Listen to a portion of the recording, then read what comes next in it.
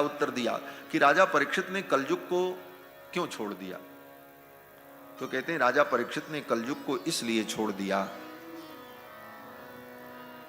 कि कलयुग में दोष तो बहुत है, लेकिन इसकी एक विशेषता भी है, जो विशेषता अन्य युगों में नहीं पाई जाती। जिस विशेषता के कारण परीक्षित ने कलयुग को छोड़ दिया, बोले इसको भी रहने दो, इसका भी उपयोग है। किस प्रकार से? बोले जैसे मधुमक्खी होती है ना, जिससे हनी मिलती, मधु। मधुमक्खी क्या है? बोले मक्खी ही तो है, मक्खी की ही एक प्रजाति है। मक्खी कोई देवता तो नहीं है, मक्खी की ही एक प्रजाति है मधुमक्खी। और ये मक्खी तो उतना दुख नहीं देती जितना वो देती है। काट ले महाराज मधुमक्खी, तो मधुमक्खी का डंक लग जाए तो घंटों जलन होती है। लेकिन उस मधुमक्खी को पालते हैं, मधुमक्खी पालन किया जाता है। क्यों? बोले उसके अंदर दोष तो बहुत है, मक्खी है, काट ले तो पीड़ा भी होती है, लेकिन उसका एक सबसे बड़ा लाभ है कि वो फूलों पर बैठकर फूलों के रस को बटोर करके जो मधु तैयार करती है, वो काम दूसरा कोई नहीं कर सकता। वो विशेषता उसी में है। भले वो काटती है, दुख देती है, लेकिन उस मक्खी में जो विशेषता है, वो विशेषता अन्य किसी प्राणी में नहीं। दुनिया में कोई आज तक मशीन नहीं बनी ऐसी जो मशीन फूलों पर जाए और वहां से रस ले आवे और आपके लिए बढ़िया हनी तैयार कर दे। आज तक नहीं बनी। डुप्लीकेट भले लोग बना ले, चीनी उनी घोर करके, आजकल नकली मधु भी बनने लगी, सब कुछ कलयुग में तो सब नकली ही नकली है हमारा। लेकिन वो प्रक्रिया तो मधुमक्खी में ही हो सकती है, दूसरे में नहीं हो सकती। इस कारण से उस मधुमक्खी को पाला जाता है, लेकिन सावधानी पूर्वक पाला जाता है। उसी प्रकार कलयुग में बहुत दोष है, लेकिन कलयुग में एक विशेषता है। बोले क्या विशेषता है?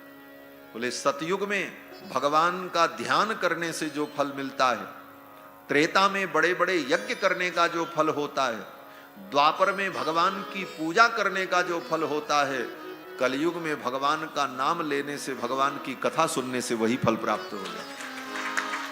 ये कलयुग की विशेषता है। कृते अध्याय तो पुंसाम त्रेतायाम यजतो मखैहि द्वापरे परिचर्यायाम कलौ तद हरि कीर्तनात्। कलयुग में भगवान के नाम संकीर्तन से वो फल प्राप्त हो जाता है। और कलयुग की एक विशेषता और है, कलिकर एक पुनीत प्रतापा मानस पुण्य हो ही नहीं पापा।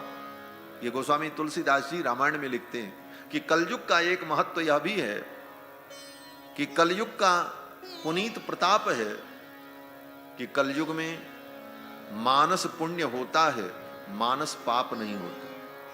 ये मानस पुण्य पाप का मतलब, बोले सतयुग में अगर कोई मन से भी सोच ले कि सामने वाले व्यक्ति की हम खोपड़ी फोड़ दें, किसी कारण से उसके मन में भाव आया ये सामने वाले को मैं मारूं, इसकी खोपड़ी फूट जाए, तो सतयुग में अगर मन में भी सोच लिया तो पाप लग गया, खोपड़ी फोड़ने का पाप लग गया।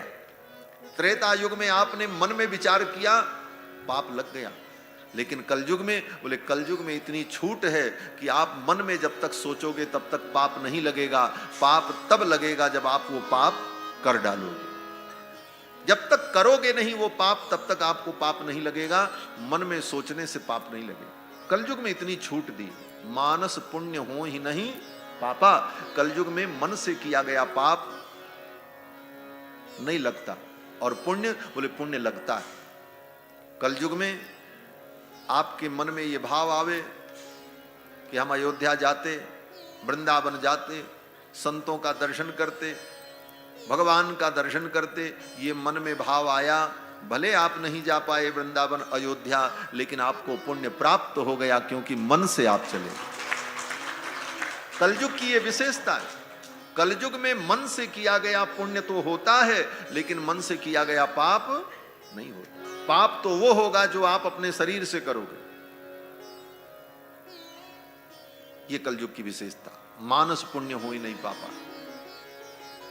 इस कारण से कलयुग की इन विशेषताओं को देख करके ही महाराज परीक्षित ने कलयुग को छोड़ दिया। बोले रहने दो, इस कलयुग में लोग भगवान का नाम लेकर के तर जाएंगे, न तपस्या की जरूरत पड़ेगी, न साधना की जरूरत पड़ेगी। राम राम राम राम कहते कहते लोग संसार सागर से पार हो जाएंगे। ये सुविधा है, इसलिए कलयुग को छोड़ दिया। और रही बात भगवान इसको सहन क्यों करते हैं, तो इसका उत्तर दिया नारद जी ने कि अयम तो युग धर्मो ही वर्तते कस्य दूषणम अतस्तु पुंडरीकाक्षः सहते निकटे स्थितः। भगवान जानते हैं कलयुग का यही धर्म है, कलयुग में ऐसे ही होगा जो हो रहा है, यही कलयुग का धर्म है। इसको कहते हैं युग धर्म। हर युग का अलग अलग धर्म होता है। सतयुग का धर्म अलग है, त्रेता का धर्म अलग है, द्वापर का धर्म अलग है और कलयुग का धर्म अलग है। इस कलयुग में यही होता है जो हो रहा है, इसलिए भगवान सब कुछ देखते हुए सहन करते हैं।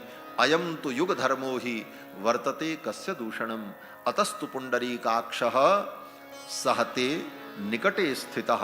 इसीलिए भगवान निकट में रह करके भी सब कुछ सहन करते हैं।